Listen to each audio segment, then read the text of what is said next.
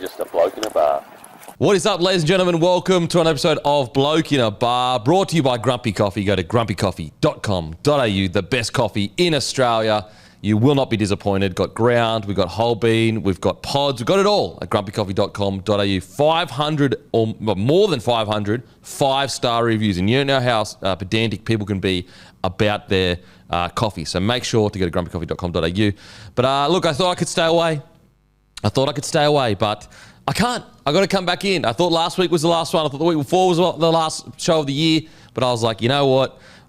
So I'd just flown back from the Gold Coast. So I'd been in Canberra with my partner's family and our children. And then that sounds so weird to say, and our children. I said, oh man, that is crazy. That is so weird. Our children. Sounds so old. Holy crap. Then I went back to the Goldie to spend time with my family without the children. And I've got a day in between where I'll be in Sydney until I go back to Canberra. So I thought, you know what? I'll come in. There's been some Kevin Nangamas. There's been a bit of dramas with the Ashes test, so I thought I'd talk about it. And the great Winston has been at a legend to join me on this Monday. How you going, brother? Good, thank you. It's almost like campy. Just take a day off. Seriously. Man, I get anxiety. If I'm sitting around doing nothing, I get anxious. I'm like, I should be doing something. It's weird how, you know, you pretty much become your father, really. Like, yeah. Now, I don't know whether he got anxious or whatever. He was always doing something. Like, I cannot recall. You know what's crazy? I'm trying to think now, like, recalling my dad sitting on the couch watching something for a long period of time. I can't recall it. Like, when he got older and I'd moved out, maybe some AFL. But growing up, I don't remember any imagery of my father sitting on the couch while I was coming in and out of the house watching sport. I can't remember any of it. That's crazy. Like, I can't remember a single time. He would, 7 days a week, he'd be out of the house by like 6 a.m. And so during the week he'd work, he'd be out, so he'd wake up, he'd do weights in the garage with these old weights, like they were orange from rust, and the garage was just like this tin roof, not even a shed, just a roof, and you could hear him down there at 4 a.m. He'd have a cold shower before cold showers were cool, just a mental thing, I guess, craziness. Then he would be out the house by about 6 a.m. because he needed to be up in Brisbane, which was about an hour and 10 minutes away. Back then it was maybe a bit longer because it wasn't as quick from Gold Coast to Brisbane, and he would do that every day. And then on the weekends, he had this thing called Champions Cup, which was like, at one stage, I think it was the biggest tournament in the Southern Hemisphere for soccer. And he was the one that started that all and everything. So he was just like always busy, always doing something. So I don't recall him ever, as I said, when I got older and I went back home, like, you know, when I was 30 or whatever, I do recall, like, walking in, he's watching the AFL. He's a massive AFL fan. But yeah, I don't recall it. So maybe that's, I don't know. That's in me, I don't know. But I sit around all the time. I was on the couch the whole time watching the Ashes. I watch every friggin' ball. Yeah. So I don't know. I mean, it's also like different work as well, I suppose. Like, you're coming in and just talking sport. Well, it's not really work. Let's be real. Exactly. Yeah. Like, I didn't want to say it. I didn't want to come into your studio and be no, like, you're right. You're absolutely right. You're absolutely right. And how dare I compare it to normal work? Because this is what you'd be talking about to your mates. To be honest, that's, I think, the reason why I do want to come in, because I just need to get this shit out of me. You know, in Christmas, when you go all your separate ways and your family, you know, may not watch that much cricket. My brother does, so I can speak to him about it. Obviously, he's on the Gold Coast. So I was only there for a day or two. But yeah, like, you don't, unless you have family members that are fully into it to talk about it, you don't really have that much. Anyway, that aside, I'm here. But yeah, the cricket, done and dusted. England get the win. I've been so torn how to talk about this because I don't want to be a hater on England and go, oh, the pitch was shit. That's why they won. But I also can't convince myself that it didn't have some effect. You know what I'm saying? Like, yeah, 100%. I don't know what to say because so people from England, you know, the two of you that listen, I'm not being a hater. I think that England saw the moment and had the guts to take it. And I think that you saw the benefits of this Bazball. And like, I know they're trying to, it's funny. Now all of a sudden, after they lost the Ashes, all of a sudden you saw this creeping in. Oh, Bazball was just a media. It was just a media thing. They hate that. They hate the term Bazball. Listen, call it whatever you want. There was an ideology of a style of play. Whatever name you want to call it, there was a certain style of play they're trying to play, which was hyper aggressive, high run rate, attack, never retreat. And ironically, I think that England deserve credit in the sense that they obviously lost the series. and relatively convincingly too. And they started to realise end of test 2 and definitely test 3, we need to be a bit more patient. And they could have gone into this and gone, where we can't go back to Bazball because that it kind of the optic of it kind of looks bad. Like, oh, okay, they're just going back to Bazball, which we know they're good at that. However, I felt it was a bit gutsy by them to go, okay, we see what the pitch is doing. We see that. I don't know how to explain it. And disclaimer, guys, I get it. I haven't played cricket professionally. I don't know shit about cricket. There's your disclaimer. Okay. Anyway, so I'm assuming because the pitch was so bad, it reduced the margin between good bowlers and great bowlers, because you can have a good ball nick off or hit a seam or whatever it's called, hit a crack and just go, anywhere. Whereas, like, for example, some of the balls Stark was putting out there were like unhittable, but they just weren't getting nicked. Like, they were so hectic that it was just a matter of luck whether you could hit it or not. Yeah. As I said, like, maybe I'm looking at it wrong, but that's the way I kind of saw it, where it was like Stark was bowling crazy good. It just was deviating too much and so I don't want to dismiss at all, because England definitely bowled much better. Like, I'm not dismissing that at all. I'm just saying, like, there felt like a bit of element of luck. So if there is a lot of luck on the pitch, you're far better off just going aggressive and at least trying to control the environment by, like, for example, my understanding is when you charge the crease, you're trying to control the kind of push and pull between you and the bowler. You're trying to give it less time to bounce up and deviate. And so I think that England just were more comfortable in that style of cricket. Granted, Australia's batting, we're going to get to that, because some of it was terrible. Yeah. What do you think, man? Yeah, I feel like England's first innings was a good, I guess, almost demonstration of how they went into it. Because I feel like early on, their early batsmen were sort of playing a little bit safe. And then I feel like it was Harry Brook when he came out. He started charging it and just attacking the ball and found some joy in doing that. And obviously, in the first innings, I think England were behind and then obviously had the better second innings, and Australia were just so bad on day 2. But yeah, I feel like that was sort of when they went, to your point about talking about if they were going to go away from Bazball or like sort of play Bazball despite sort of trying to step away from it. I feel like there was a moment in that game where originally they were playing a little bit safe and trying to be patient. And then when they saw what the deck was doing, they sort of went, no, let's go out and attack. And I thought Harry Brook led that. So yeah, to your point, I feel like that's exactly what happened. And like, good on them. Like, they identified, they nailed it, and they have the style of batting to suit it. And whether you want to call it Bazball or just England's aggressive style, I think whatever you want to call it, we'll call it England's aggressive style. But yeah, they identified it. I got to say as well, you got to give England credit. Like, they have been under the pump this week, under the pump. And although in the end we can sit here and go, it was over. All these like caveats. At the end of the day, we were ahead of them after our first innings, and they won the game. You know what I mean? And like, I get the argument of like, well, they had something to chase and all that stuff. At the end of the day, at halftime, essentially, we were ahead, and they showed fight to end up winning the game by, 4 wickets or whatever. Yeah. And so you got to give them credit. You got to give them credit. And I think that, that's why I'm so torn, because I don't want to discount what they did, because they're under the pump. They're getting hammered in the media. I'm going to say something about the Duckett thing. Look, I get banter. It's great. It's all good. But to secretly record a bloke having a few beers and, not even have the guts in his face, it's down at his feet, I just think it's gross. Like, I just can't believe how normalised this shit is. And I get it, I'm a fiend for content too. We're all scrolling, fuck yeah, content. Who gives a fuck about what it is? Like, I'm guilty. Hand up, guilty as charged. So I'm not holier than thou at all. But just like, what a piece of shit, bro. Like, he's having a few beers. Yeah, he's had a skinful. But to film him and try and stir him up into a fight, because that's what he was trying to do. He was trying to stir him up into a fight. And maybe this is the professional athlete coming out of me and not the punter. But the audacity to tell Ben Duckett, and I get it, like, we can make jokes about it now because it's all done or whatever, but the audacity to film saying, like, do you need an Uber to the nets? I'm just like, far out. Like, mate, you said that 15 years ago. You're getting one on the chin. Like, Yeah, literally. I don't know. Like, as I said, I know we make jokes about it now because they came out and won, which I'm actually quite happy for Ben Ducker because, like, look, we can make as much jokes about it as we want, but he's probably a fucking good bloke.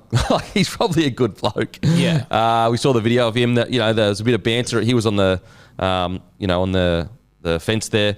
Bit of banter from the crowd, Aussie crowd, going, "Hey, Ducker, do you know Uber to the Nets?" And then someone said, "Hey, do you want a beer?" And he turned around, gave the thumbs up. He's like, "I'll give us a beer." Now, I got to say, the person that said, "Do you want a beer?" You let the nation down. You can't offer a man a beer and not give it to him. You can't offer a man a beer and not give him. I don't care where he's from. You offer a man a beer, you got to get it to him. But all jokes aside, yeah. Anyway, I just thought that. Look, the banter I can cop if it's not filmed because it's like, okay, you're a bit of a dickhead, but look, you're out, a bit of banter. Professional athletes are used to that. Like, it is very bold of you to be talking shit to like an incredibly good, like he's playing for his nation as a batter. But it's a bit of banter. Okay, that comes with the territory as a professional athlete. But to be filming it and then selling it, like, yeah, I don't know. Maybe I'm the old guy. I don't know. I just never ever. If my mate was doing it too, I'd be like, bro, put the phone away. Like, have your banter, have your yarn. To film it and try and arc him up so there's a drama. I didn't like it, to be honest. I really didn't. As I said, we can all make the jokes and the memes. They're funny. The Uber Nets thing. It was a bit of banter, whatever. But I didn't like the fact that it was filmed. Yeah, I agree. I feel like banters play on it's obviously it's different coming from me because like you're a former athlete, so you sort of know it from the athlete's point of view. But like for me, if I see a rival rugby league player out and about, maybe I'll throw a bit of banter at it, but like don't film it. Like the other day, I saw Adam Dewey walking around, and I said to him, like, come to the Dogs. But like you don't have to film stuff and try and get content out of it. And that's coming from like a dude that makes content. Like just have banter. I've got nothing wrong with that. Yeah. But yeah, don't film it. Yeah, I'm with you, mate. Like have your banter. Look, I will say, it is very bold to be going, do you need an Uber to the Nets? It's like, bruh, you know how good this guy is? You know how good at what he is? Anyway. And look, I'm glad that because they've won, and Duckett was actually really good. I thought he got their second innings off to a fantastic start. Like a really quick start. Put a lot of pressure on Australia where we're sitting there going, oh shit, like they've got a lot of runs, whereas in innings one, we was like 3 for 8 or some shit, or 3 for 16.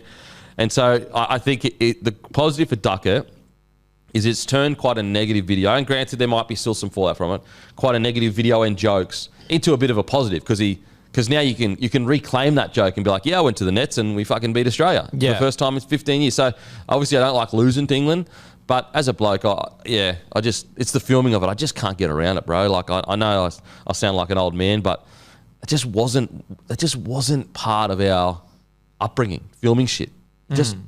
I know the ship has sailed. I know the horse has run, but the train has left the station many years ago. But just, oh man, I don't know. Anyway, so from a person perspective, I'm happy that Ben Duckett gets to turn essentially, like I know that there's still fallout. They lost the Ashes, all that, and he hasn't been great. But essentially a bad week into he can reclaim that joke a little bit and be like, I went out and batted under a lot of pressure. Like, imagine the pressure he's feeling walking out in that second innings. Yeah. Behind by 45 or whatever it was. You've had the week from hell. That's another thing as well I want to talk about is all the dramas around them going out and having a drink. Now, this is when you start seeing articles like this, in my opinion, it's kind of when you know there's a bit of mayo about. And what I mean by that is like, did they go out for a beer and get loose 1 or 2 nights? Probably. I would be I wouldn't be surprised if they did. 6-day bender? Come on, bro. Like, the problem is that did they go for a steak and a beer each night? Maybe. I don't know. Like, to call that a bender? Like, I thought that there was enough to talk about outside of saying there was players that went on a 6-day bender. And also like the whole article of like, the SNC person asked him out for a run and only one actual player turned up. I think 3 all up in the squad, but 1 starter. But it's like, that wasn't training. That was just the SNC guy going, do you want to go for a run? Like, do you understand how much these guys train? Like that has no bearing on how good they are at cricket. Instead of talking about this Noosa thing, they should be talking about the fact that look how much better England look as the tests has gone on. because they've got games under their belt. The focus shouldn't be Noosa. It's almost a distraction. The focus should be, why didn't they take more games before the series started so they were match fit, ready and raring to go by game one? Like, look at Australia. Came out of they collapsed initially, but then they came out of the blocks firing. 3-0, it's over. Yep. Like, the focus is going to be all about this Noosa thing. Who gives a fuck? It was whatever was going to happen by then was going to happen. There's nothing that they could have done. Now, granted, outside of them literally going on a 6-day bender, there's nothing they could have done in that 6 weeks. That week or 6 days or whatever it was, that was going to change what's going to happen. They need to look at, why weren't they playing more actual cricket as a team heading into this Ashes? That's the problem, in my opinion. That's the focus, and I think the Noosa thing is a total distraction. I would be shocked beyond belief if those boys were getting hammered for 6 nights in a row. Like, you can't do it in today. You just can't. Like, Duckett got pissed one night and he was leaving and he got filmed. Like, you reckon if they're getting blind 6 nights in a row, there wouldn't be more videos coming out of them just shanked? Like, I saw a couple of videos and it was like them just sitting in a pub. I just think it's a distraction. If I'm an England fan, I'm sitting there going, stuff the Noosa shit. I don't want to hear about that. I want to know about the preparation. Why weren't we playing more tests so we were match fit? I mean, Atkinson, he's done his hammy. He's gone. Like, look, it can happen, but that to me suggests a lack of preparation, a lack of match fitness. If you have a hard preseason and your body's rock hard, usually you're going to get through a 5-series test, in my opinion. What are your thoughts, mate? Yeah, I agree. And I feel like that was sort of, especially after the first test heading into the pink ball test, and the England side declined playing that pink ball one in Canberra against the Australia B side or whatever. Like, that was always the talk of, like, why aren't they doing more to prepare? Why aren't they playing more games? And you sort of alluded to it. As the series has gone on, they've gotten better and better. Like, they've just won the 4th test. The 3rd test, it was like day 5, it was right there for them to take. Well, the 3rd test as well, like, a couple of calls go their way. You know, and like, I'm not a big couple of calls go your way kind of guy, but it's still a reality. Like, they did get dudded on at least one of the calls, you know? Yeah. So I feel like, had they have prepared better, had they have played more games leading into it, they probably start the whole series a bit better. Yeah, I agree that the Noosa thing is just like almost clickbait, like just trying to farm views and distract them where, like focus on the actual issues of what they actually could have done to play better cricket. It's just, there's nothing, I'm telling you right now, there's nothing more beneficial than a hard preseason. There just isn't. Like, look at the Broncos, you know, look at the Melbourne Storm, look at the Penrith Panthers. Like, they do the hardest preseason under Madge, obviously, with the Broncos. For some bizarre reason, it doesn't matter what times or whatever you're getting, as long as you have a full hard preseason, at some point things click into gear and you have usually your better season. So I think it's a bit of distraction. I would be shocked beyond belief if they went on a 6-day bender in Noosa. Like, the thing is, this is like, in today, with how much they train, and I know we're just talking about, the fact they didn't prepare properly, doesn't mean they didn't train hard. I guarantee this England side's training hard. Like, let's be real here. That just means they didn't do the right preparation. But like, with how much training in that you have, you can't go on 6-day benders. Like some of the headlines were like a stag do or whatever, mate. Like, come on, bro. Like, it just Mayo. Now, were they in the pub each night having a cold beer? Maybe. As I said, I don't know. But that's not a bender. Like, that's just having a beer with your steak. You're away. You've been away for a while. You've got 2 weeks to rest up. Anyway, is what it is. Now, performances from England. Look, I thought Crawley. I think Crawley has really found his rhythms. I think that, funnily enough, like, even though they did, play that aggressive style of Bazball-ish this test, I felt Crawley picked his moments better. Like I felt like that, and Bethel as well. We'll get to him, but like, there was a period in the game where they'd kind of gotten to a point where, okay, we got the game now. So we got time. Let's just be calm, stay. And they started blocking and defending quite a bit. And I just felt like this is the style of cricket you want to play. If you're an England fan, like, this is what you want to play. Like, if you want to be aggressive to get this quick start out of the blocks, you're getting 40, 50 runs in, whatever overs. Let's say you're getting 50 runs from, 80 balls or something like that. And then, pull it back a little bit, start defending a little bit, get to a point where give your other batters, first of all, your bowlers a bit of a rest, but also your batters time to come in when the ball softened up a bit. Anyway, I thought they did that a lot better. So I think Crawley, overall now you could say has had a good series. I really do. Whereas I think the first two you could say, holy moly, what's going on there? So I thought he was good. Mate, I think Bethel, I like the look of him. I really do. Now, I understand, like, am I saying he's the next big thing or all that stuff? No, I'm not saying that. Yes, did he get out, for one in his first? Yes, he did. I get all that. However, huge pressure, test on the line. He came out, and outside of Crawley, he was probably their best batter. And you could argue he was their best batter. For a 22-year-old on those conditions, to be able to get those 40 runs, Travis Head was the highest scorer, and we know how good Travis Head is. Look, I think there's a lot to like there. I think he did really, really well, and there's an argument to be made that he should have been selected from the get-go over Pope.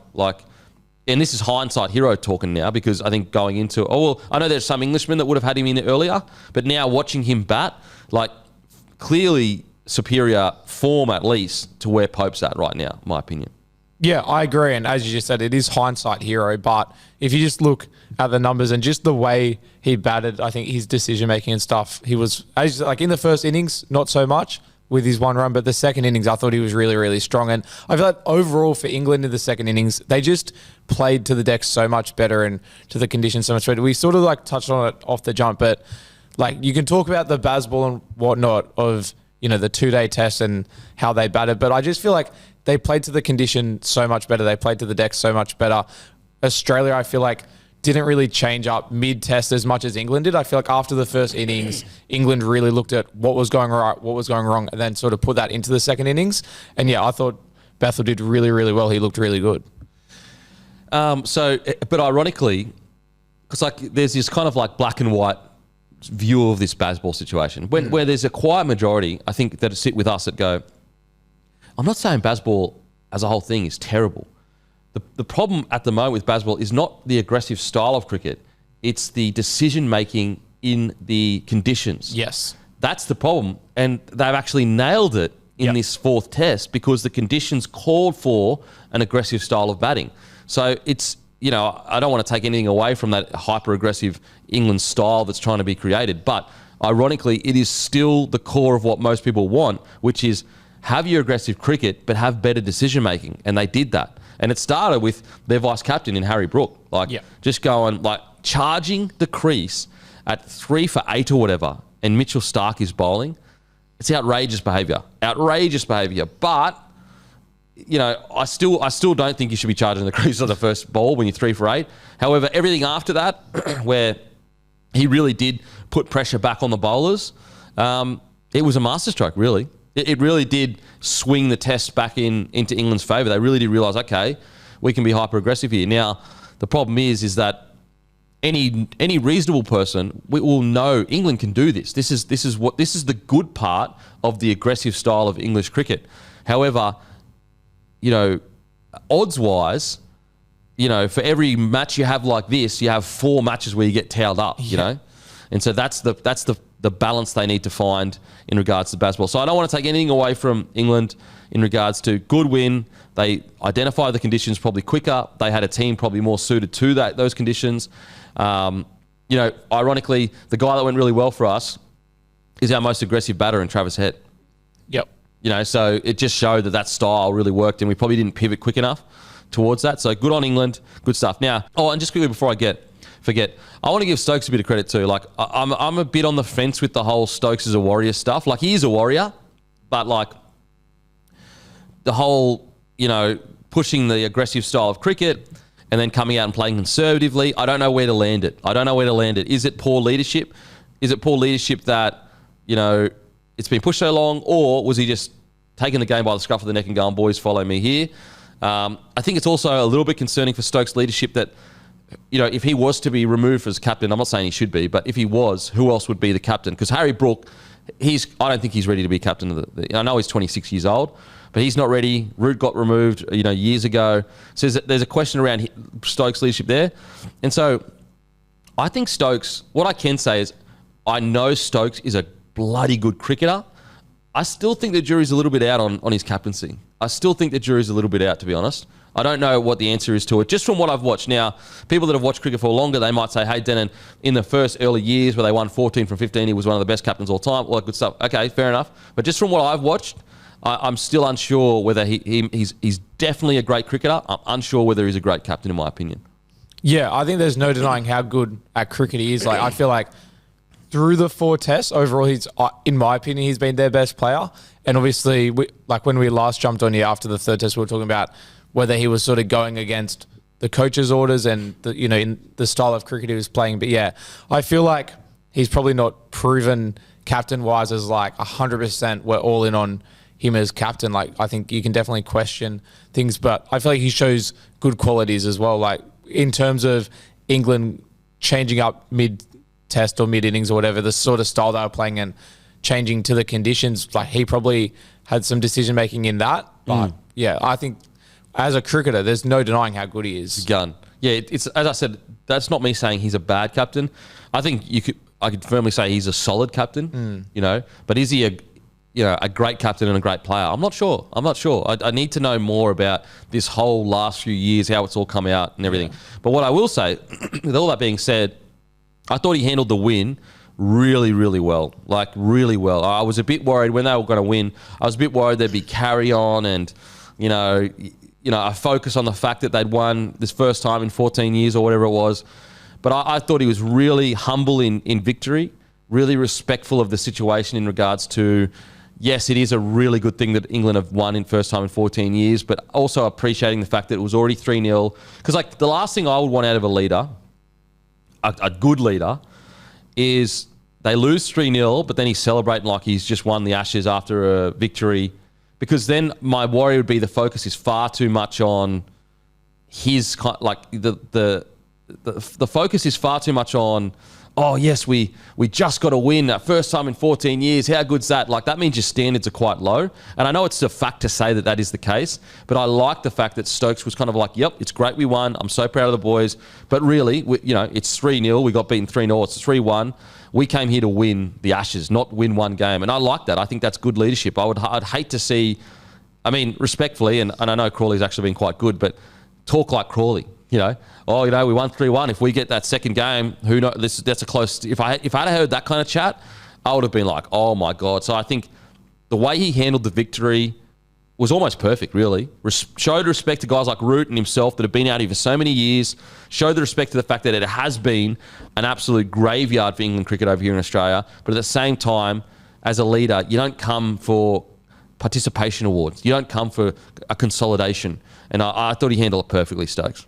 Yeah, there's nothing worse as a sports fan than watching a captain or a player or a coach come out and even like after, it's an Ashes test. I don't want to call it meaningless, but, it essentially is meaningless in the context of they still can't win the Ashes, right? Yep. There's nothing worse than in any sport, the captain or, as I said, captain, player, coach, whatever, coming out and carrying on a little bit too much over a win that is meaningless. Like, put it in state of origin context. If, like, New South Wales were to win game 3, but they'd lost games 1 and 2, like, as a fan of New South Wales, it's like, well, I don't care that we won that game because I want to see us win the series. So to see, the captain come out and sort of have that mindset of, like, we won, but it doesn't really matter because we came here to win the Ashes. I think that's the exact mindset you want to see, and that's the kind of thing you want to hear as a fan. Yep. Like, if I was an England fan and they're, like, carrying on and celebrating winning the test as if they've won the Ashes, then I'm like, well, like, what are we doing? Yeah, like, yeah. You got to, like, know your priorities, I guess.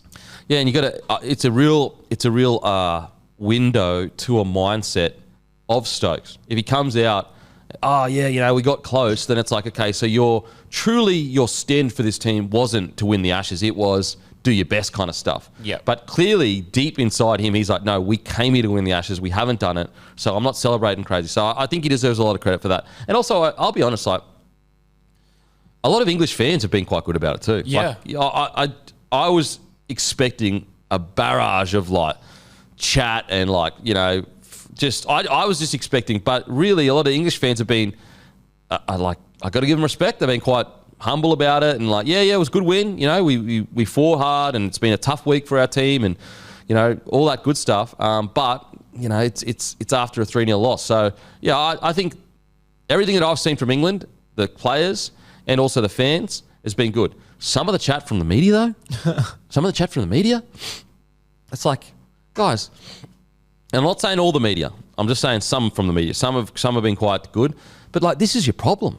Like this is the problem. Like to come out going, this is like a huge win for England going forward because we haven't been able to do it in 14 years, and now it's going to be a mental break where we break through and everything like that. It's like, come on. Like when you consider all the factors that went into this win, I don't really think like it's a breakthrough win mentally. I really don't. Like as in because of like Australia missing. Well, just everything. Yeah, like they'd already won the series 3-0. Like when they're missing a bunch of players. And granted, I will say England also missing some key players too. It's the shortest turnaround between tests. I'm pretty sure this one is as well, isn't it? Yep. Like, so they win the Ashes. They go out and enjoy themselves, indulge for at least a day or two. Then they're into Christmas with their families, most likely, at least some period. Then they're into a test. It's like, as I said, I don't want to take anything away from the victory, but if you're sitting there going like, really putting a lot of weight into this victory as an English media person, I just disagree. I just think it's a bit of carry on. Now, granted, if the last test is a pitch that is much more suitable for batters and bowlers, and we have most of the problem is we're not going to have Lyons gone, Cummins is gone, Stark they'll probably rest Stark. So that's anyway. So some in the media, I'm just like, bro, come on, man. Like, what are we doing here? Let's relax a bit.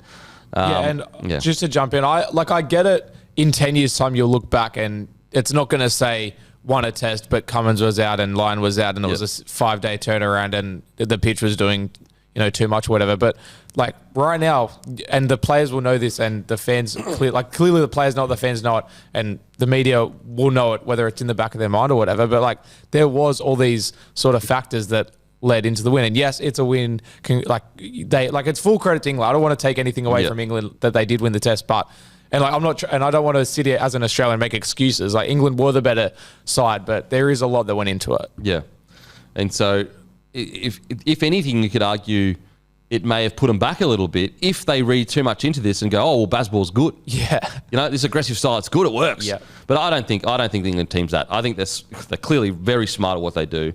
I don't think they're reading too much into that. I think if I'm an English fan, I would almost be like, I want my players to be like, yeah, we know we can do this. Like we're better than Australia at our style of cricket. So like we shouldn't. Crazy pitch, aggressive style of cricket. Yeah, we beat them. Of course we beat them. That's what we've been trying to do the whole time in regards to this style of cricket on a crazy pitch. It suits those circumstances. But yeah, so like I think honestly the biggest takeaway for me was not necessarily the aggressive style of cricket for them, but rather the smart decision making. That's what I would be focused on if I was in the England side. I'd be going, let's focus in on the fact that we made a really good quick call about a style of cricket. Let's focus on the fact that a guy like Bethel came out and played as well as he did. I don't know about the whole, it's going to like open up this kind of like mental scarring where it's like we can't beat Australia, because confidence in beating Australia, I don't think England suffer from that. You know what I mean? Like, they came out here really confident they're going to beat them. Like, really, really confident. So it's not really, it's more just the decision making on Australian pitches that's kind of hurt them a little bit, and you could argue it in talent as well. But anyway, that aside, so good stuff to England. Well done. They got a job done. On to Australia. I'll say like in regards to England with those tough calls, like did Australia get a few tough calls? Yes, they did. However, I'm just not a believer in saying, okay, was this out? Was this out? Was that not out? Was that not out? I've never been a big believer in it. So I don't think Australia, and I don't think they will be, but if there are some Australians that are going, well, there were two big calls that, could have gone our way. It comes in swings and roundabouts. Sometimes we get them, sometimes we don't. So test 3, we got them. Test 4, they got them. I've never been a big believer of that. So I just wanted to get that out of the way. Like, okay, did I think the ball bounced into Root's hands? I did. However, like you get them, sometimes you don't. It's not a big deal in my opinion. What are your thoughts, mate? Yeah, I agree. And especially in test cricket, like I know this test didn't go 5 days, but the beauty of test cricket is that there's 5 days or 2 innings or whatever to decide. Like the best team, most of the time, the best team will win. That's like sort of the beauty of test cricket. So like, yeah, like I agree with you. I think the ball bounced, but yeah, you can't sit around picking moments of like, this is why we lost. Got out to a no ball for clearly a no ball. Yep. But yeah, it's just like that's if you start looking at that and go, that's why we lost. Now, I understand there are some unique circumstances where you're like, the game was literally on the line and like you'd played perfectly, both teams, and a huge call goes against you and you lost the game. Like I can understand, but I think there are many things you can point to in Australia before those calls. So just like I said in the English test, the calls aren't what lost us that match. Yeah. The calls aren't what lost England a match. Didn't lose us the test either in this circumstance. We'll talk about the pitch. Let's talk about the pitch a bit more often. I know I'm new to Test cricket, but this is not what I come to watch cricket for. As a new fan of cricket, I know this might sound the opposite of what most people assume, because I think there is a sense of we need to make cricket more exciting to get the casual fan involved in cricket. So maybe I'm in the minority, and I say this respectfully, if I want to see crash and bash exciting sport, I'm watching other sports, like respectfully. And I know one day has its place and people like whatever. Me personally though, if I want to see excitement that's going crazy for, a few hours or whatever, I'm watching a UFC card. Obviously I'm watching rugby league all night, like this. And so with the pitch, I don't know anything about pitches and how they are made up. All I look at, okay, so it was 8 mil last year, 10 mil this year. If the mil is like 10 mil and you're increasing it by 20% compared to last year where it was perfect, it's a big percentage to increase. Anyway, so I don't know enough about it, but the measurements, I know it was going to be a hot day or whatever, it was going to be 20% hotter than last year. Anyway, that was, if I'm being honest, it was a disaster. I know people say it was entertaining. It was entertaining in the sense that shit was happening regularly. I get it. But I didn't enjoy just blokes swinging willy-nilly at stuff. I don't enjoy it. I go back to that India test last year, or even the chase in the third test this year. And I understand it's the difference between, well, if we make it too flat, it's going to be a draw. And it's just, no one wants to see that. But at the same time, I would have preferred a draw than that shit. That was mud to watch. I had no sense of so the first test when it was craziness, I guess, and there was so much on the line, I was kind of into it, and there was a big collapse and all that kind of stuff. But this one, I didn't really feel much. I was just this almost feels like a bit backyard crickety, where it's do your best, swing at everything, and see who wins. I don't know. I didn't really, as an actual product, I didn't enjoy it at all. I'm being honest. You can call it entertaining, and yeah, it was entertaining.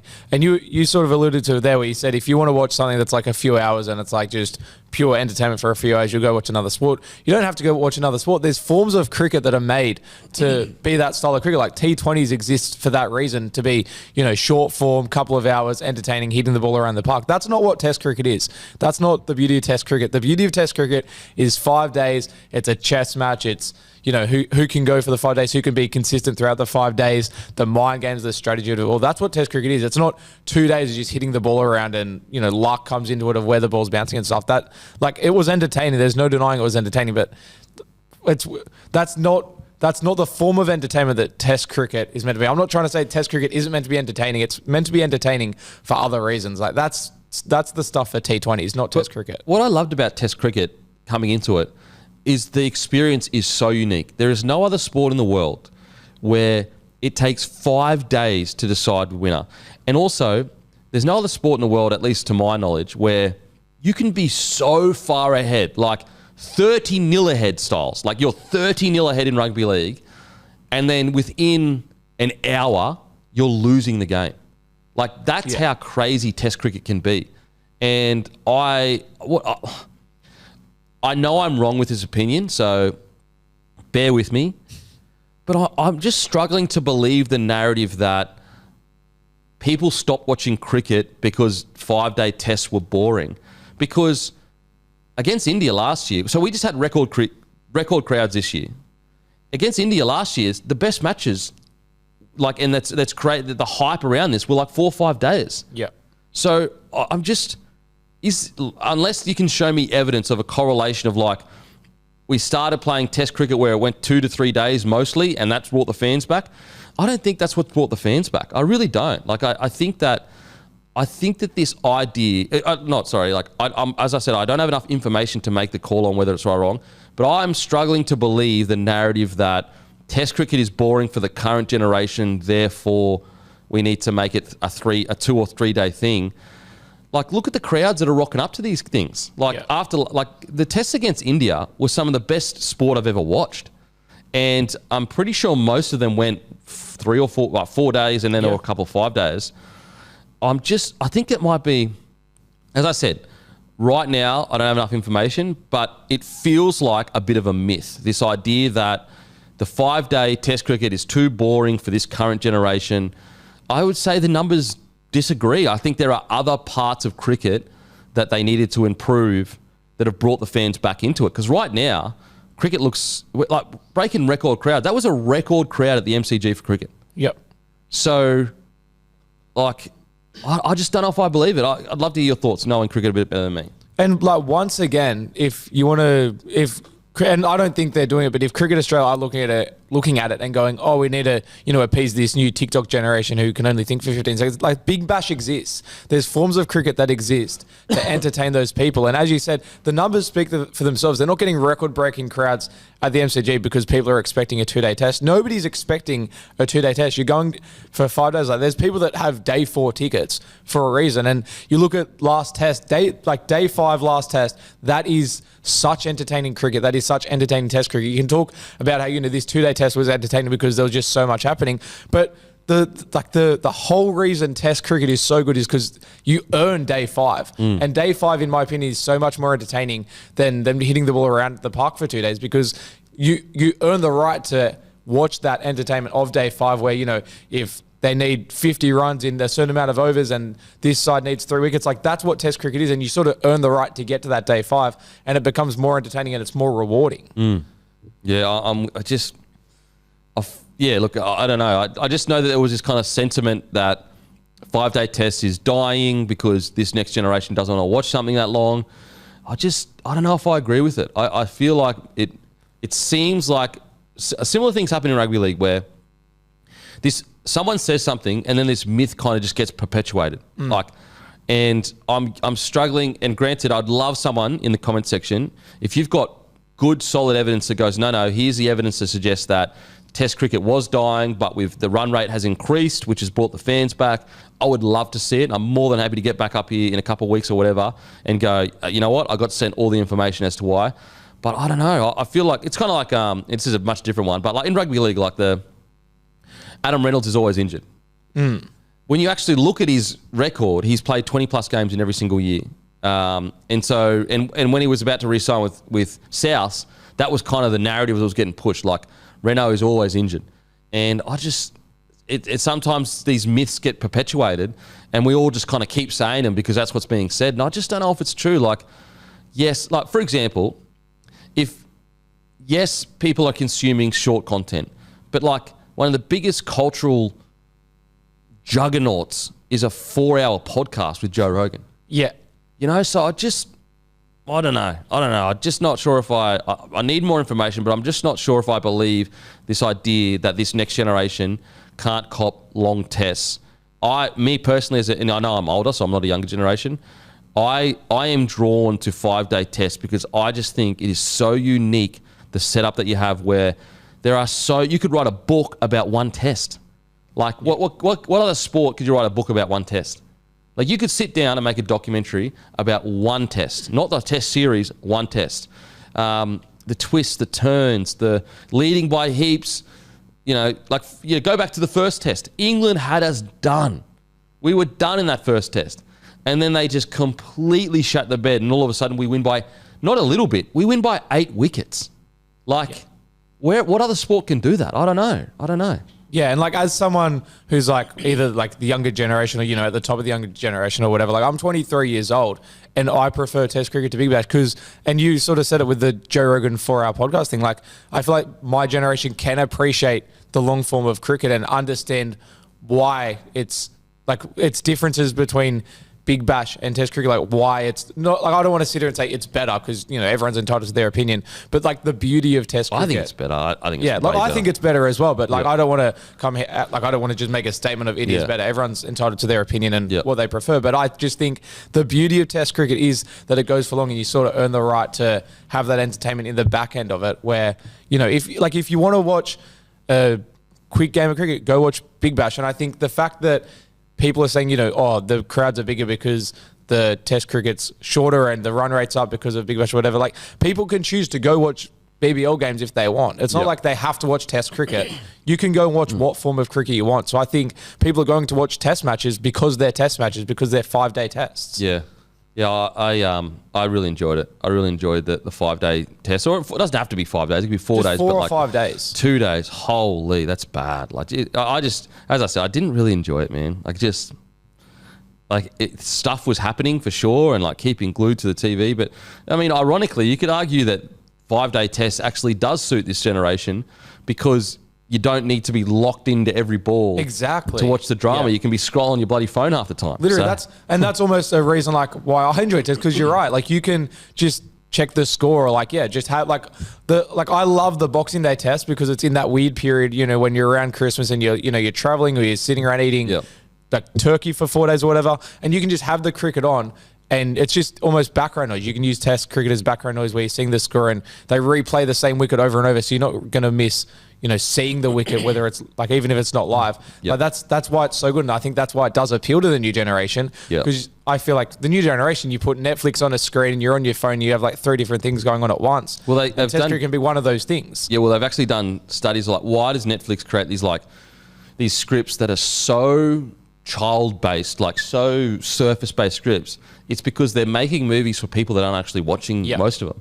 And so the reason why they have these scripts that like are literally telling you what's happening is because they know that someone's watching that movie, but they're in and out of it. So they need to be reminded every 10 minutes of the plot line and what's going on. So anyway, so there's that. So I didn't like it. I thought it was really poor. I don't want to take anything away from England's win. Like, it is what it is, but I just thought that it felt like it removed the skill of bowling to a degree because, it really was just a luck of the draw kind of thing. Okay, now to Australia. I got to be honest, and I know it's only one test, and I know also the pitch was terrible, but I think that the fact that we were missing Hazelwood, Cummins, Lyons, and Stark also can only do so much. I think our batting order got exposed. I think that this was the first time in a long time where our bowlers couldn't save us because we were missing essentially 3 of the top 4 bowlers we had. Now, I know Boland, obviously is unbelievable, but we were essentially missing 3 of our top 4 bowlers. And I think we're so used to having them save Australia's ass that we've just kind of, we're getting through it. We've got all these wins or whatever, and granted, we're still getting the win, so that really is all that matters. But I think that when we needed highly skilled batsmen to identify what's going on and have the confidence to take stuff on, I just don't think we have that. And we look at, we look across to England and like their batting order, they've got people coming in, young fellas coming in that are really good. Like they looks like they could just identify the situation a little bit better. And really their biggest Achilles heels is like they're just too aggressive. If they just fucking toned it down a little bit. Whereas like I look at Australia and their batting has been saved so many times by either the mid-order of our batting lineup. Now we've moved Travis Head to the top, which is obviously weakened our middle. We're moving Cam Green to 7. Look, Uzi's at friggin' 4 or whatever now. Like we are in a real. I wouldn't say I don't want to say panic stations, but man, I think we've got a reckoning coming pretty soon if we don't fix this. Because I went digging into it because I'm just like, what's going on here? Like what? Like back in the day, and I don't want to say be like back in my day, but like I felt like even as a person that didn't watch cricket that much, gun batsman was not an issue for us. It was just like next up. And I understand the game has changed with the Big Bash and T20s and all that kind of stuff. I understand the game has changed. Pitches are far more bowler friendly, all that stuff. But not only do we have like guns next up, we don't even have anyone really next up. Like Weatherald is struggling. Cam Green, we'll get to him. Inglis got dropped for Usman. Usman comes in. He's been quite good, but then he gets out with a pretty silly shot. Marnus, he's got the lowest batting average of an Australian in forever now, for a whole year. I think we have real problems with our batting, and I think that we may have some dark days ahead of us when our bowlers retire, because right now we don't know who the next openers are. Right now, the guys that have been given an opportunity might have one or two big, innings, but outside of that, there's no consistency. We've had to move one of the strongest middle batsmen in the world up to top order to cover for the fact that we don't have anyone coming through. And I think we got exposed. I think our batting skills got exposed. And so I did some digging, and the only person essentially in our top order that's average is better than the last 2 years is Carey. Everyone else's batting averages has dropped in the last 2 years. Marnus is lower, Steve Smith is lower, Uzi is lower. Also, last summer, Australia's, we had our worst summer for batters in 45 years. So the last 2 years, averages for our batters are all down, not just one or two, essentially all of them, except compared to the 2 years before that. And so I look at that and I go, okay, I'd understand if, let's just say batting has changed and dramatically, and that's just the way it's been for the last 10 years or whatever. But we're just comparing the last 2 years to the 2 years before that. And I think we've got a huge batting problem. And I wonder, now granted, I'm not saying bring him back as head coach, and I'm not saying it was the wrong call to move on for him, but I look at it lining up and I go, does the top order of our batting miss JL a little bit? His harsh, hard-nosed coaching, because essentially in the last 2 years we've dropped dramatically. Now that might be just due to age, I'm not sure, but we have dropped dramatically, and there's no one else coming in and really setting the world alight. Because right now I'd give Weatherald another test for sure, but unfortunately he had that 172, but outside of that he just has not fired the way you would hope. I think we've got a massive batting problem. I think we've got a massive batting problem that's constantly being saved by our bowlers. And when those bowlers retire, Stark's 36, Cummins is 34 or something like that, Lyon is nearly 40, Hazelwood's injured quite a lot. I don't know. I think we've got a real problem on our hands in the next 5 years. I really do. What do you think, mate? Yeah, I agree. And you look at the openers, we essentially don't have an opener really. I feel like the chatter and Weatherald at the moment is he's going to keep his spot, but it's only because there's one test left, and it's his first series. If it wasn't his first series, he's probably getting dropped, right? And then Travis Head, I guess, is an opener now, but he isn't typically an opener. Usually he's mid-order. So we essentially don't have openers. And the numbers really tell the story. Without Travis Head this series, we might probably lose it. Yeah, genuine. He's even in this test, he was once again our best batsman. But yeah, I feel the fact all the numbers in, Labish has just been average.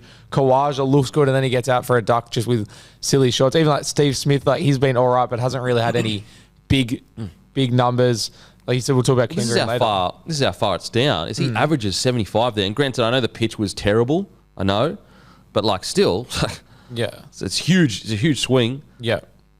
I think we've got massive problems. I wonder if it's, and you alluded to it, but I wonder if there is a reliance on the bowling because it is so good. They almost don't have to bat that well, and they've sort of gotten used to the fact that, I can almost take a risky shot because if I get out and we get a lower score, our bowlers are just going to save us anyway. I wonder if, because that's been a thing for so many tests now, that's almost the mindset. Yeah, maybe. I don't know. I just wonder whether, are we missing... Are we such a bowling-focused side? I don't even know if that's a thing in cricket. But we almost, and once, I don't know if that's the thing, but we almost are. I remember in the last test, I was one of my mates literally was I want Australia to declare on day one because I just want to watch us bowl. And that's never been a thing in cricket. Yeah. It's not usually you want to watch your team bat, right? You don't want to watch them bowl, but that's Australia. You almost do want to watch them bowl. Yeah, because it just, you're right. Right now, outside of Steve Smith, our top four was been essentially done. Travis Head's not really an opener, but he is now, let's just say. But Weatherald's not locked in. Steve Smith, although he would be in there, and but he's still down on form in regards to his averages. Usman retired. Carey got moved to 5, I think, if I recall correctly. So who was 6? If Cam Green was 7, who was 6? Green, I'm pretty sure, was initially 6 and then moved to... Because of bowling. He's been moved around, yeah. So, yeah, I think we got big problems ahead of us. I'm looking at it going, who's the next guy up? Like, I think there's a lot of these. Like, for example, Marnus now is averaging the lowest of a test batsman in Australia for 100 years. I'm pretty sure. And so the fact that, and look, I'm a big Marnus guy, and I think that you keep him for this last test, but that's how shallow our depth is that Marnus, is continuing to get a go because, like, who do you have replace him? Like, who's there that's knocking down the door? Like, we've had to move Travis Head to an opener because we don't have anyone there. Yeah. And if anything, like, when you look at, like, who is coming to the squad, it's just bowlers. Like, we have bowling depth even with these injuries. Like, you got Todd Murphy who could come in, Joe Richardson probably drops out for Todd Murphy, and I thought, like, he bowled really well. Like, we have that bowling depth, but there's just no batters. Yeah, and I just think our batting got exposed quite badly. We're so reliant on having these gun bowlers that we just... Yeah, we've got a big problem in the top of the order. And I don't want to go back to the old JL. They've clearly been incredible since then, since they've decided to move on from JL. But I just look at the averages of our batters, and JL was known as a really good batter, to my understanding. Yeah. Was his hard-nosed approach helping our batters be better? I don't know. I don't know the answer to that. But correlation doesn't mean causation, but the timing looks like our averages were up. Now they're down. Because, I don't know. And let us know in the comment section if there's other factors that we haven't really discussed. Let us know. But I just reckon that we've been, our batting's been exposed. And I think although we may go on to have a successful next 2 years or whatever, right now, I'm pretty confident saying it's not going to be our batters that do that. I think it'll be about bowlers. Yeah. It's not a good place to be in. I think you kind of want to be even. I think also averages-wise, we're like, our batting average point scored is like 6th or 7th in the world or something like that. Yeah. So how are we the best nation in the world right now, but our batting is like 5th or 6th in the world? Well, because our bowling is, you could arguably one of the greatest ever.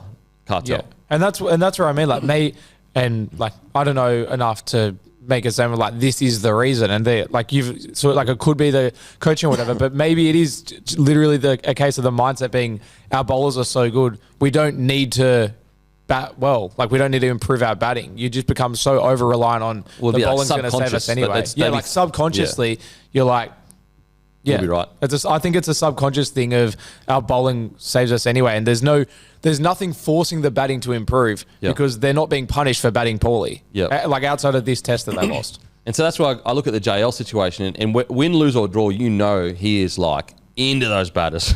Yeah. Like, I know he's known as too intense, and I wouldn't have him, I think it was the right decision that they made. I think that's been proven with all the results. Yeah. But I just go, okay, like, it's like anything. Like, even though JL, the moving him on is worked out or whatever, doesn't mean everything he did was bad. Like, there's probably some really good stuff that he did. Yeah. So I don't know. I'd love to know. Is there some kind of connection there? Do you think, guys? Do you think that we've been a bit too lackadaisical as batters and we haven't developed them well enough? Now on to Cam Green. Now everyone knows I've been an advocate of Cam Green staying in the side because he's young and we've got such an old team. After this last test, I got that wrong. I'm wrong. I was wrong in my opinion. I don't think you can have him in the side for the last test. It's unfortunately for Cam Green, it's getting to the point where you have to start asking yourself, what does that green cap even mean anymore? If this guy continues to get selected in the form that he's in, like, you can only give so much grace to preparing for the future. Like, and Slug is 31 years old. It's not like he's at the end of his career. Yeah. That run out, like, and then look, as I said, I don't nothing about cricket, but that shot selection, what was he going for there? It was like a metre above the wicket. He wasn't hitting it hard enough for it to go for anything longer than maybe a single, but it was like this in between, like a block and a shot. Like, why not just leave that shot? I don't get it. I just really don't get it. And I actually think that we might even be doing Cam Green a disservice by continuing to select him, because clearly his decision making at the moment, it's not working. And maybe it's pressure, maybe it's not. I don't know.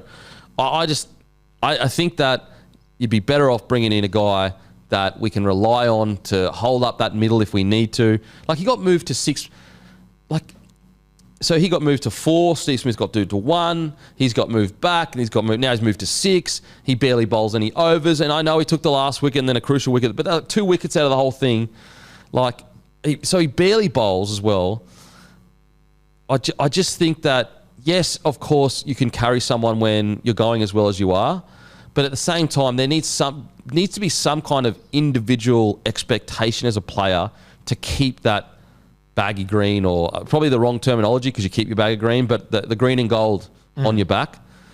I just don't think individually he's doing enough to say that he should be in an Australian side, regardless of how much potential he has, regardless of, I'd get those brain explosions if he was in the first few series, but he's had 30 test matches or something like that. Yeah. I don't think he should be selected for the next test. I really don't. I didn't expect him to set the world alight in this test. I just needed something solid from him. Good, solid innings, get through it. Okay, we move forward. But unfortunately, I'm not saying he was the responsible for this, but unfortunately, both of our batting collapses happened off his bad decisions. Yeah. As I said, last week I was saying carry him because of his youth, of the understanding that is he going to set the world alight? No, but let's just hope he plays solidly. But just with the way he played, I just don't think you can go into the next match with him in the middle there. It was really, really poor in my opinion. What do you reckon? Yeah, and I think a big thing with Cam Green is he is an all-rounder. He can bat and bowl, but as you said, he didn't even bowl a full over. In the entire test, he didn't bowl one full over. He bowled, but to be fair, he basically bowled one over and took a wicket in that over. But Bo Webster's an all-rounder. And it's not like Bo Webster's old. Bo Webster could have a 5-year test career if he was selected. I just think, I don't know how much longer you can keep picking Cam Green on potential. After the third test, I was questioning his spot on the side, and I was sort of the series is over, so you may as well give him the spots to sort of keep improving or, get runs on the board or whatever. But yeah, I don't think he can. I think he almost needs to be punished in a sense of you can't just keep rewarding poor decision making, and especially when he's not bowling. I'd be dropping him and putting in Bo Webster. I don't think he can be picked for the 5th test. I actually think it seems like it's doing him a disservice too. Yeah, 100%. There's no reason for him. Obviously there's reason to improve because you're representing your nation, you play cricket, whatever. But I think it'd be beneficial for him to be dropped and given time and almost a kick up the butt to be hey, you need to be better. Yeah, that's that run out, even little things like not running towards the wicket to put your body in between the why go for the run? Yeah, in a game where just defending one ball is good because it's so wild, desperately going for that run, and then our batting order collapses after that. I'm not blaming him for everything after that, but I'm just saying it was the point where it all started, and for both matches there's a point it was both started, and I'm not discounting he was looking pretty good before that, pretty good. But just, oh man, I don't think you're doing. I think you're doing him a disservice. I think that you're also doing the culture of the team a little bit of a disservice because it's going to get to a point where the people aren't getting selected. They're going, bro. Then also there's going to be some people in that team that are probably think similar, where it's okay, we kept Greeny because he's a gun going forward. He's got all this potential. He's done some good things, but I think it's not good for us to have these moments from a young guy. It's not good for team culture where this guy keeps getting selected, but this guy got dropped or this guy got brought in, or you know what I mean? It's just not good for team culture. So unfortunately, he's still young as anything. I get all that. He does have a lot of potential. Yes, he is very tall. We all know that. But I just think that his individual errors at the moment are outweighing his potential for the future and the fact that we have an old team. Right now, Slug's 31 or whatever. He's averaging better with the bat. He can also bowl. His form's been great. Been one of the better form players in our team. Yeah. In a team that's batting has been terrible. I feel for Green because he didn't write all these articles about himself. He didn't, sign himself for these millions of dollars or whatever, and yet he's the one that cops all the flack for it. So I'm not giving him flack because he's been hyped by the media. I'm just looking at individual performances, and unfortunately, I just think he needed a solid performance. Not great, not crazy. Didn't need to hit 100 runs or whatever. But two. If it was one like Barry Crocker and then a solid performance, I would probably okay, let's skate by. But two, pretty poor. With the shot selection, I just don't know what he was going for there. Like, just leave it. It's a metre above the wicket, and you've already blocked some really good shots. Like, what?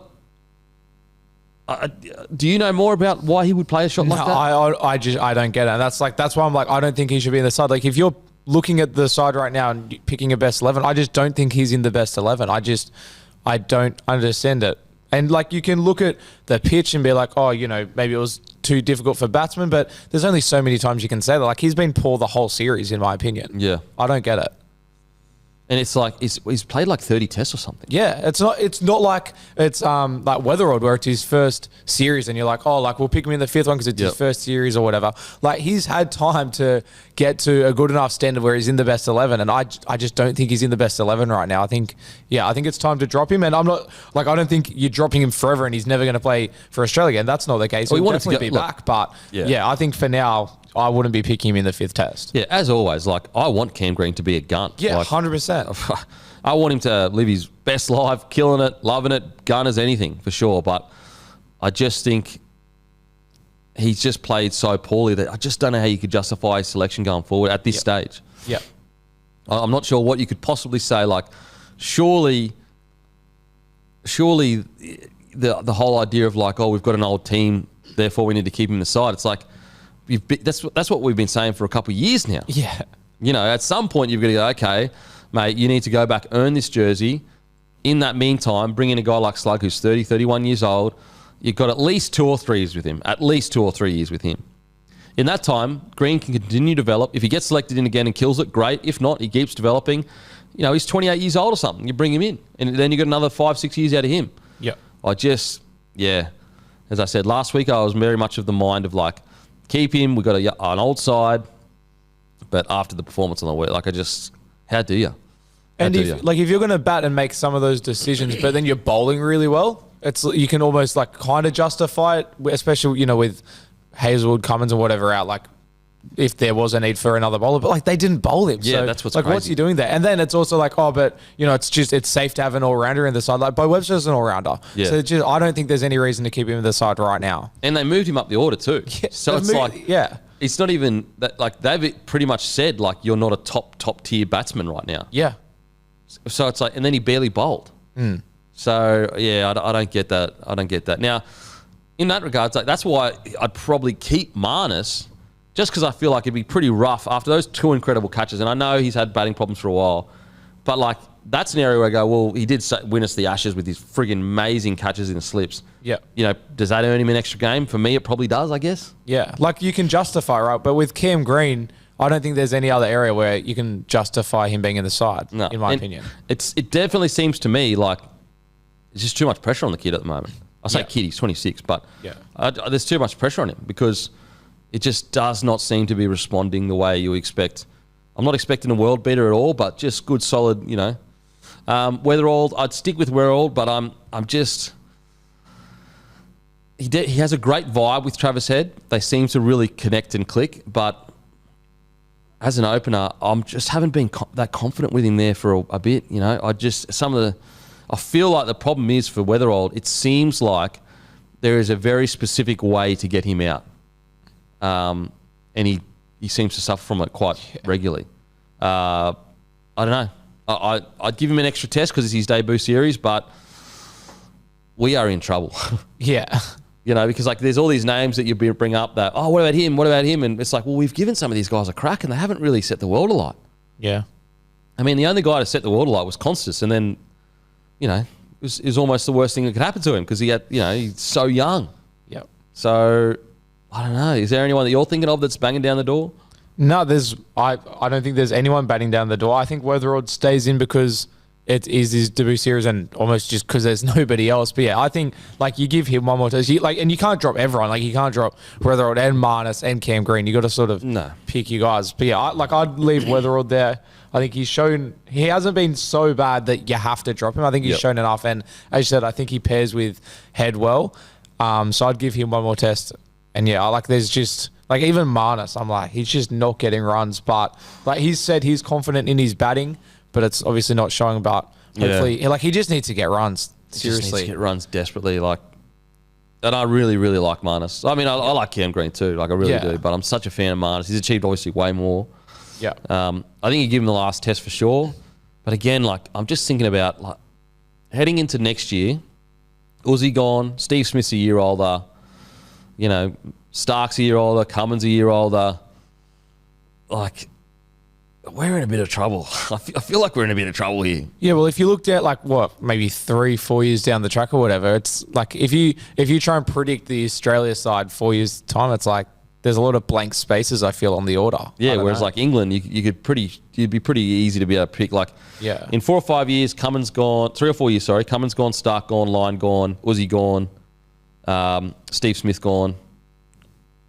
Like what's that? 5 dudes that you then have to replace? Yeah, like Hazelwood probably gone. Yeah, you know, it's 5 dudes, and they're not just any dudes. Like they're like dogs. They're like the best of the best of the best, literally. And who's banging the door down? I don't know. Yeah, I don't know. It's a tough one. It's a real tough one. But yeah, so I keep Weatherald. Green, unfortunately, I'd be dropping. Marnus would be getting one more chance, but my focus, if I'm Cricket Australia right now, everything is on batting. Like imagine if we could get our average up to like 2nd or 3rd in the world for batters. Yeah, we'd be unstoppable. We'd be blowing teams out of the park, like absolutely destroying teams. So apologies if any of those numbers were wrong, guys, but that's the digging that I did is that worst. So last year was the worst summer for batters in 45 years.